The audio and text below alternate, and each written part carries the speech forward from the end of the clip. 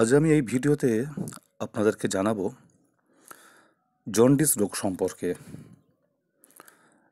বেশ কিছুদিন যাবৎ আমার কমেন্ট বক্সে, আমার চ্যানেলের কমেন্ট বক্সে এবং আমার হোয়াটসঅ্যাপ নাম্বারে প্রচুর রিকোয়েস্ট আসছিল যে জন্ডিস রোগ সারানোর জন্য কিছু ব্যবস্থা বা কিছু একটা পথ বের করে দিন। তো সে সম্পর্কে আপনাদের জানাই যে জন্ডিস রোগের চিকিৎসা সম্পর্কে তন্ত্রমন্ত্রে আমাদের অনেক কিছু নিয়মকানুন আছে। তন্ত্রমন্ত্রের বিধান অনুযায়ী প্রচুর আছে। তো আমি চেষ্টা করবো বেশ কয়েকটি ভিডিও আপলোড দেওয়ার। তো আজকেরও একটা নিয়ে এসেছি আপনাদের সামনে। আর এটা আপনাদের বলতে পারি, আবার পরবর্তী সময়ে কবে কি দিতে পারবো এই মুহূর্তে বলতে পারছি না, সময়ের বড় অভাব। তো সময়ের সঙ্গে সঙ্গে চেষ্টা করবো একটু সময় পেলে যাতে আপনাদের জন্য আমি কিছু পাঠাতে পারি। তো শুরু করা যাক। নমস্কার, আসসালামু আলাইকুম। সফল তন্ত্রমন্ত্র চ্যানেলে আপনাদেরকে সবাইকে জানাই আমার হার্দিক অভিনন্দন, অনেক অনেক বেশি শুভেচ্ছা ও ভালোবাসা। আজকে যেটা আমি শুরু করতে যাচ্ছি আপনাদের জন্য, আপনাদের উদ্দেশ্যে, আমার যারা সাধারণ ভিউয়ার্স এবং যারা সাবস্ক্রাইবার আছেন এবং যারা হয়তো চ্যানেলটি আজকের হয়তো নতুনভাবে কেউ দেখার চেষ্টা করছেন, সবাইকে আমার একটা অনুরোধ, নতুন যারা আছেন বন্ধুরা, চ্যানেলটি সাবস্ক্রাইব করে পাশে থাকা বেল আইকনটি অবশ্যই প্রেস করবেন এবং অল নোটিফিকেশানে প্রেস করার চেষ্টা করুন, যাতে আমি যখন তখন যে কোনো সমস্ত ভিডিও আপলোড দেবো তা যেন সরাসরি আগে আপনার কাছে পৌঁছে যায়।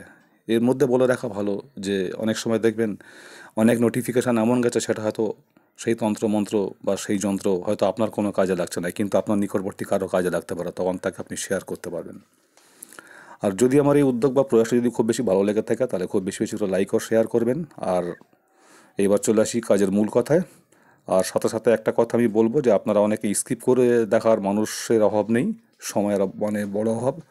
তো রিকোয়েস্ট করব, যাদের স্কিপ করা অভ্যাস আছে তারা কিন্তু অন্তত কিছু না হলে তন্ত্রমন্ত্র চ্যানেলটি দেখার চেষ্টা করবেন না, এটা আমি রিকোয়েস্ট করব। কারণ অনেক ব্যাপার আছে এর মধ্যে, কারণ আছে। আর যাদের সেই ধৈর্যটুকু আছে, যারা মন দিয়ে দেখতে, শুনতে, কাজে লাগাতে বা তান্ত্রিকতা করতে চান, তারা কিন্তু ধৈর্য সহকারে দেখবেন এবং আমি যে কি ইনস্ট্রাকশনটা দিই সেটা একটু ফলো করার চেষ্টা করবেন। দেখুন, জন্ডিস রোগের ব্যাপারে বহু ধরনের তন্ত্রমন্ত্রের কথা আমি কিছুক্ষণ আগে বলেছি। তো আজকের আমি যেটা আপনাদের সামনে নিয়ে এসেছি এটা খুব সুন্দর, এর জন্য খুব বেশি খাটতে হয় না। যারা তান্ত্রিকতা করবেন তাদের উদ্দেশ্যও বলছি, সাধারণ মানুষের উদ্দেশ্যও বলছি। এই মন্ত্রটা মাত্র আপনি যে কোনো শুক্রবারে আপনি জুমার নামাজের পরে 11 বার জপ করবেন, মাত্র 11 বারে। 11 বার জপ করার পরে আপনি সিদ্ধ লাভ করতে পারবেন। আর এটার জন্য আমার কোনো অনুমতির প্রয়োজন হবে না, আপনি নিজে এটা কাজে লাগাতে পারবেন যে কোনো মুহূর্তে। আগে জপ করে সিদ্ধ লাভ করে নেবেন। তারপরে এবার আপনাকে কি করতে হবে, চলে আসি সেই নিয়মকানুনের বিষয়ে। আপনাদেরকে যেটা করতে হবে সেটা হলো, আপনারা নিশ্চয়ই জানেন যে বিষখপরা নামক এক ধরনের ঘাস আছে। আমরা তো অনেক ধরনের ঘাস ব্যবহার করি, গরুতে খায়, পূজা অর্চনাতেও লাগে, দুব্বা ঘাস।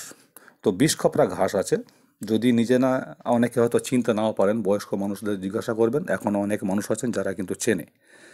তো হয়তো ছবিটা আমি দিতে পারলে আপনাদের চেনার সুবিধা হতো, পরবর্তী সময় চেষ্টা করব সেই ধরনের ছবি দেওয়ার, তো ফটোগুলো দেওয়া, যাতে আপনারা বুঝতে পারেন। তো সেই বিষখপরা ঘাস আপনাকে জোগাড় করতে হবে একটা লম্বা।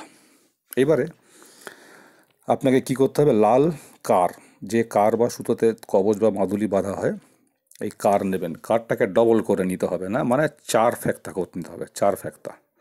এই 4 ফ্যাক্তা হবে কারটা।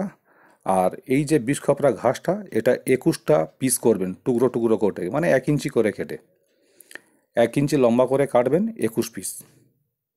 আশা করি আপনারা বুঝতে পারছেন।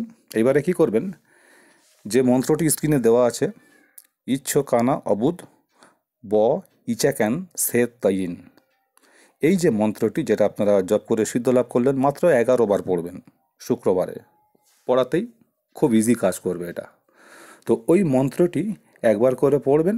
আর ওই যে 21টা টুকরো করলেন বিষখপরা ঘাস, ওটা ওই যে লাল সুতোতে আটকে দিয়ে একটা করে গিট মারবেন, পড়ে আর একটা করে গিট মেরে দেবেন। এইভাবে আপনাকে 21 বার পড়বেন, 21টা ঘাসের টুকরো দিয়ে 21টা গিট মারবেন। মেরে ওই যে মালা তৈরি হবে, ওই মালাটি আপনাকে করতে হবে কি, যে রুগী, এখানে একটা জায়গায় আমি কিন্তু বলেছি, দেখবেন যে রোগীর নাম এই মন্ত্রের শেষে, এটাও কিন্তু ভুল করবেন না, রোগীর নামটা আপনাদের অবশ্যই বলতে হবে। 21 বার পড়বেন, 21 বার রোগীর নামটা বলবেন। আর প্রতিবারে পড়বেন যখন, তখন একটা করে ফু দেবেন ওই লম্বা টুকরো, মানে আপনার এই বিষখপরা ঘাসে, দিয়ে সঙ্গে সঙ্গে গিট মারবেন, অর্থাৎ 21টা গিট 21বার মন্ত্র, আর 21বারই ওই পেশেন্টের নামটা আপনাকে বলতে হবে।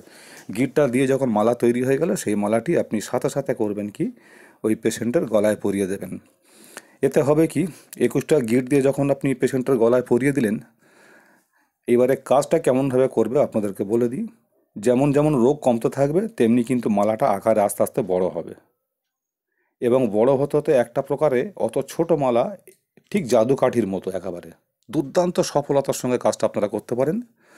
তো আস্তে আস্তে এমন বড় হবে যে কোমর থেকে একটা সময় কিন্তু খুলে পড়ে যাবে, কিন্তু কোমর থেকে যখন খুলে পড়ে যাবে তখন মনে রাখবেন, আমি পেশেন্টের উদ্দেশ্যে আপনারা বলে রাখবেন, বা যিনি নিজের জন্য করতে চান বা নিজের আত্মীয় স্বজন বা বাড়ির কারোর জন্য, সবসময় মনে রাখবেন যখনই কোমর থেকে খুলে পড়ে যাবে তখন ওটাকে, ওই পেশেন্টকে বলবেন, আপনারা কেউ নিজে হাতে তুলবেন না, ওটা হাতে করে নিয়ে কোনো পরিষ্কার জলাশয়ে ফেলে দেবেন।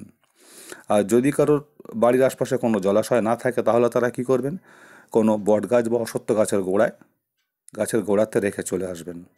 দেখবেন কত সুন্দর কাজ দেয়। তো আশা করি আপনাদের জন্য আজকের আমি যেটা নিয়ে এসেছি খুব ভালো লাগবে আপনাদের ভিডিওটি। তো পরবর্তী রোগ শোক এবং আরও অনেক তন্ত্রমন্ত্র, অনেক বিষয়, বশীকরণ থেকে আরম্ভ করে মারাত্মক মারাত্মক ধরনের ডমরু মন্ত্র, অভিসন্ধি মন্ত্র, এই ধরনের জিনিসগুলো নিয়ে আসবো। ততক্ষণ সবাই আপনারা ভালো থাকবেন, অপেক্ষায় থাকবেন। সফল তন্ত্রমন্ত্র চ্যানেল থেকে বন্ধুরা, আপাতত আমি বিদায় নিচ্ছি। নমস্কার, খোদা হাফেজ।